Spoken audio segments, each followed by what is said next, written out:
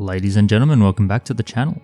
Today we'll be working on this. You've got a few seconds now, pause the video if you have to, and comment below what you think this actually is. 3, 2, 1. So the stone we'll be working on today is a Leopard Opal from Mexico. Why? Because someone emailed me the other day and threw me for an absolute loop. I was completely stunned when they asked me why I haven't worked on any of the cheetah opal I got from America a long time ago. So this parcel came in towards the end of 2022, I reckon. And then I worked a piece. It was this piece right here.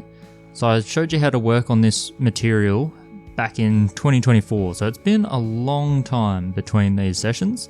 And the first time I did it, I worked on this. So this is one of the pieces where you've just got these little fire opals, kind of like the Mexican fire opal that you see, but it's still in this host matrix of this really dark, this is untreated, this is just a really dark rock. Now this is another variety of it, where instead of the dark with the tiny little specks of fire opal, though the specks can be quite huge, these ones come out really blue-green. So let me just chuck some water on there.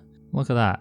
So the host material is not quite as dark, but it's also much more interesting in terms of the colours. So you can see here it's very green, blue, and there's still a little bit of fire here and there. Super interesting stuff. I actually like this one a little bit more than the fire opal in black. And again, this is another untreated piece. They can come with that really dark kind of host material as well, but typically for this colourful stuff, I guess the different base material is what leads to the different effect. So these ones come in the more multicolour variety, which is a bit more what I like to see. But because it is so different, it is worthwhile I show you a good face of this.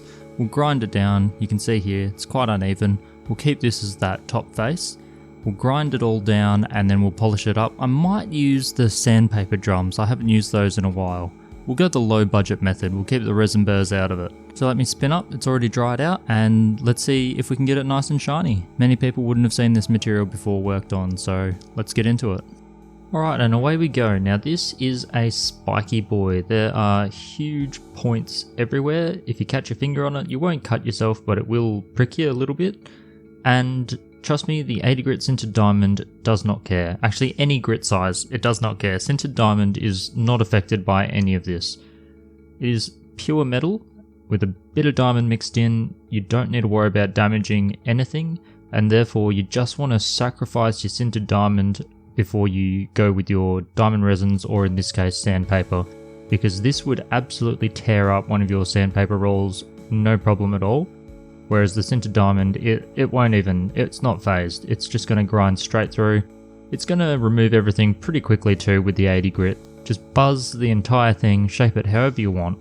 You could also do this with the electroplated. Since the sandpapers are typically designed for people with lower budgets, the sintered diamond tools are always a lot more expensive, but an electroplated diamond tool will do just as good.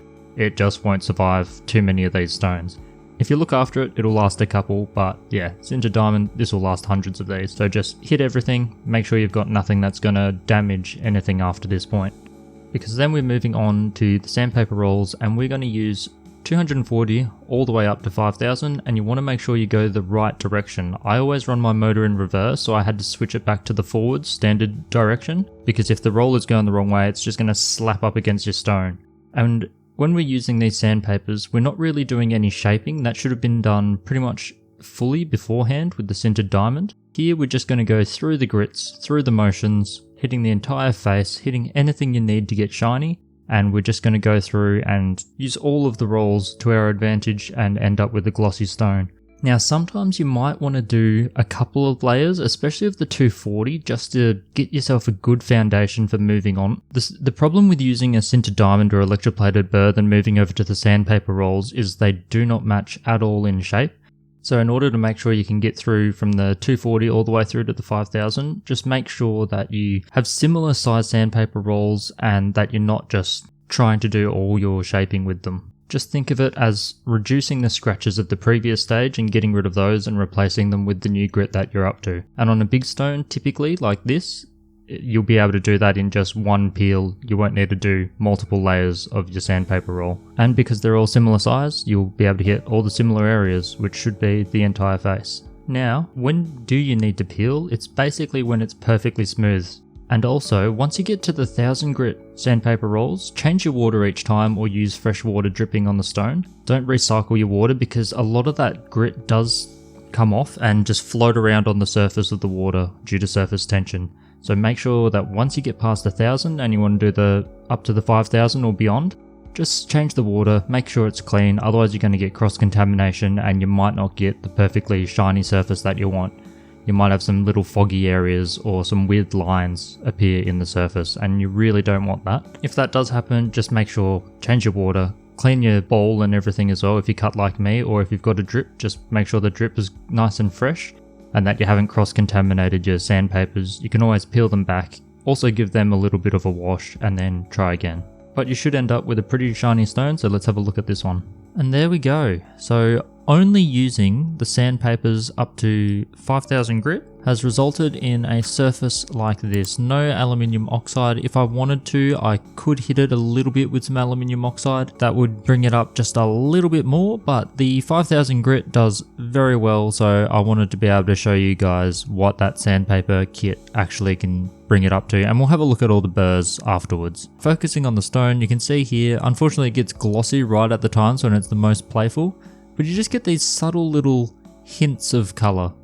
Little speckles, some go red, some go blue, some go green, and then there's this base body tone which is like a white blue. It's pretty interesting stuff, very reminiscent of Boulder Opal. You can see the host material itself is very similar. It's like a brown, muddy kind of material, a bit like the harder Boulder Opal.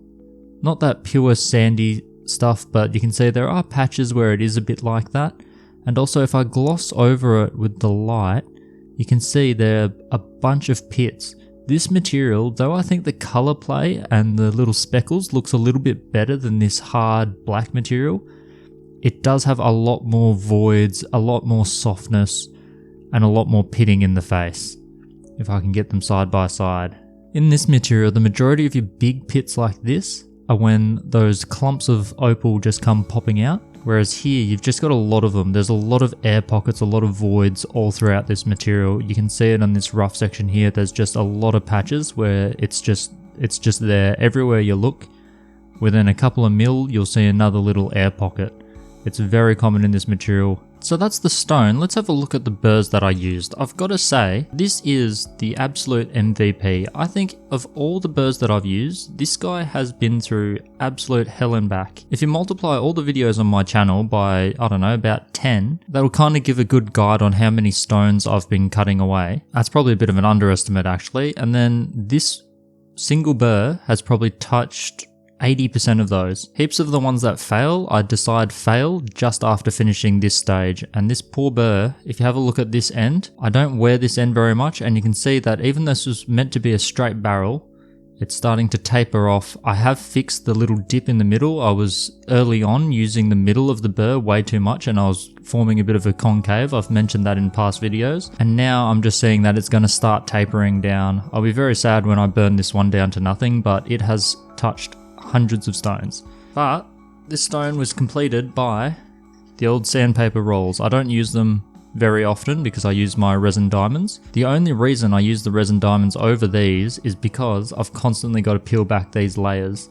Now you can see that all of these ones are worn. I typically leave the worn layer exposed, and then next time I start a stone, the first thing I'll do is peel this back to reveal the next layer underneath. You can see that fresh layer there. I'll just peel it right back to that line again and away I go.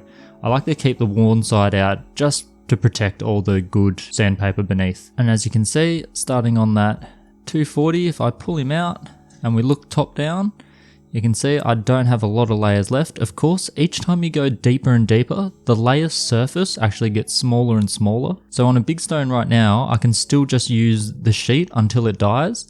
But once you get closer to the core, you've actually got to use multiple sheets to be able to get the surface of the stone finished, or you just have to work smaller stones. So I'm getting very close to using this set up. And you can see, yeah, 240, 400. Sometimes I don't use every single one, but in this case I did because it was such a large stone.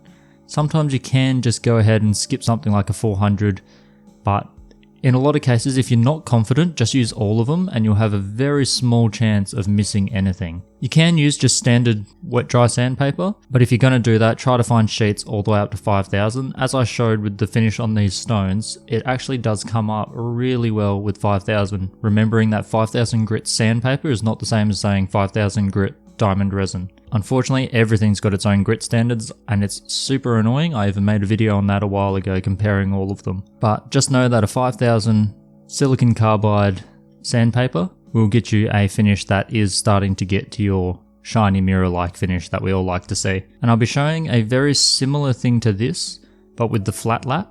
I might even use the same stone if I can slice it down the middle. I might make two stones from this.